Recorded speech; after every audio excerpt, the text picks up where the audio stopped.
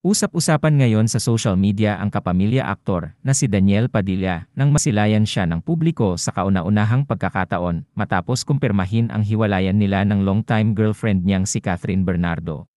Nagpost ang Star Magic ng video ng pagdalaw at pakikiisa ni Daniel sa Christmas party event para sa mga batang ulila at young cancer patients na ginanap sa Okada, Manila. Kasama ng aktor na nagbigay saya ang dalawa niyang nakababatang kapatid na sina Maggie at Carmela Ford. Ito ang unang public appearance ni Daniel matapos nilang isapubliko ni Catherine noong November 30 na nagwakas na ang 11 taon nilang relasyon. Mababasa sa caption ng Star Magic, ay heartwarming Christmas surprise from the Supreme Idol and siblings. Samantala, bago pa masilayan ng publiko si Daniel ay nauna nang nagbigay ng update si Catherine.